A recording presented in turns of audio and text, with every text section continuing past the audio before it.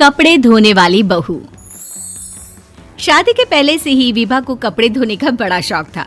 कभी नल के नीचे तो कभी तालाब के पास। अरे मेरी नीली वाली लुंगी नहीं दिख रही है।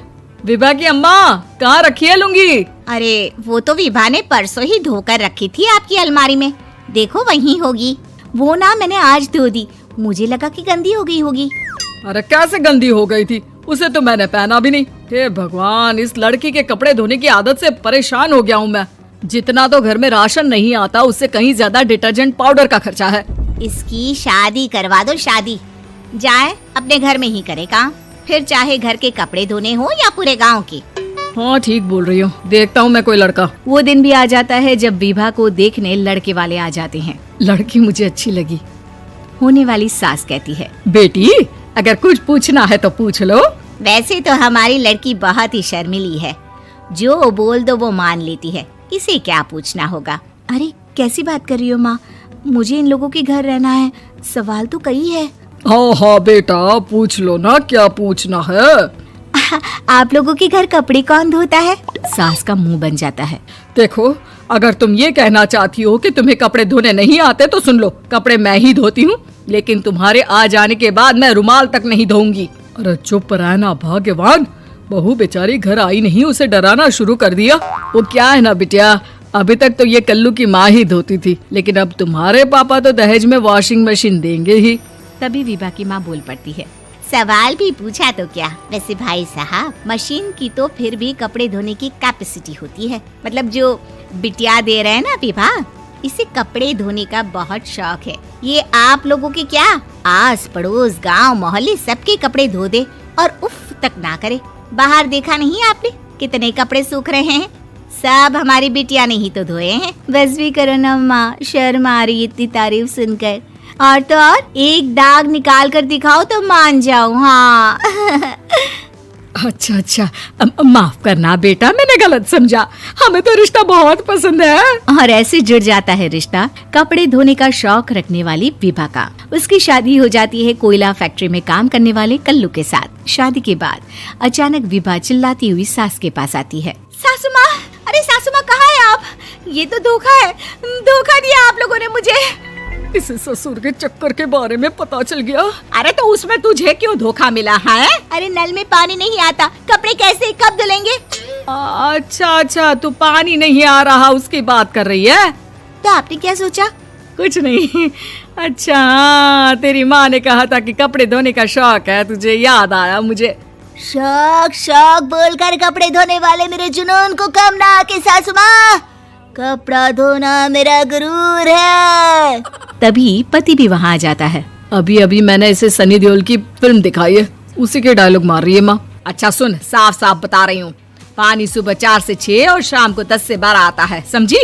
विभा टाइमिंग सुनकर हैरान हो जाती है। ये क्या भूतों का मोहल्ला है? सुबह 4 बजे उठकर कौन कपड़े धोता है? 4 बजे टंकी में पानी जाता है, फिर सारा दिन धोना ना, किसने मना किया? अरे कैसी बात कर रही हैं? 200 लीटर की टंकी में कितने कपड़े धो लूंगी मैं? सुबह ही उठ जाऊंगी मैं। अब क्या था, विभा सुबह 4 से लेकर रात के 12 बजे तक कपड़े ही धोती रहती। एक रोज सास पड़ोस से निकलकर कहीं जा रही होती है कि साथ वाली कहती है, हाँ कल्लू की माँ, जरा ये बताओ कि 2 साड़ी है, 2 ब्लाउज और एक पेटीकोट और एक नाड़े वाला लंबा कच्छा। हाँ तो? अरे तो क्या, कितना लोगी धुलाई ये बताओ। धोबन दिख रहे हैं हम क्या? हमारे पति सरकारी नौकरी से अभी रिटायर हुए हैं और बेटा सुपरवाइजर है कोयला फैक्ट्री में। धोबन समझ रखा है हमें? हाय रे कल्लू की अम्मा, माफ कर दो, वो तो मोहल्ले में यही सब बता रहे थे कि तुमने बहू को कपड़ा धुलवाने के काम में लगा दिया है। सास को पड़ोसन की बात सुनकर गुस्सा आ जाता है। वो घर पहुंचती है जहां घर के बाहर ही इतने सारे कपड़े सूख रहे होते हैं जितने कि किसी धोबन के घर पर। अरे ओ कल्लू की दुल्हन, बाहर निकल।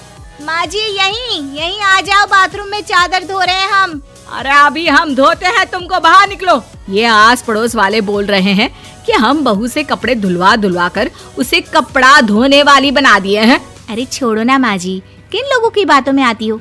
आस पास के लोगों का तो काम ही होता है कि वो किसी तरह सास बहू को लड़ा दे। बहू सारे घर के कपड़े धोती है, ये क्या कम है? बोलिए। सास को भी लग जाता है कि वो बहू का ये सनकीपन नहीं छुड़वा सकती, इससे अच्छा है कि खुद ही चुप हो जाए।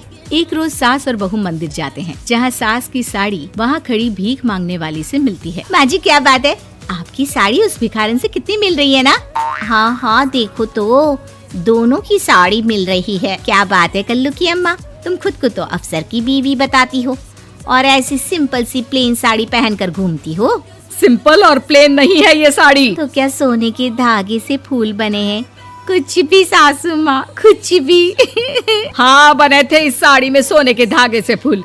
मेरे पति लेकर आए थे मद्रास से स्पेशली मेरे लिए 10,000 की। ताहे भाई साहब इस भिखारन के लिए भी सेम टू सेम साड़ी लेकर आए होंगे 10,000 की।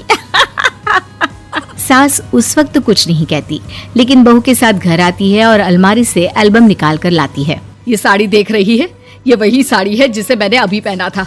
इस साड़ी में ये जो चमकदार फूल दिख रहे हैं ना, ये सोने के धागों से काढ़े गए हैं। लेकिन तू लोकल वॉशिंग मशीन ब्रश से घिस घिस कर सारे फूलों को निकाल कर साड़ी प्लेन कर दी। मुझे माफ कर दीजिए सासू माँ। और तो और, जब मैंने तुझे तेरी गलती के लिए कुछ नहीं कहा, लेकिन तूने तो सबके सामने मेरा मजाक ही बना दिया। क्यों? बहू को समझ में आ जाता है कि अब से उसका कपड़े धोना बंद।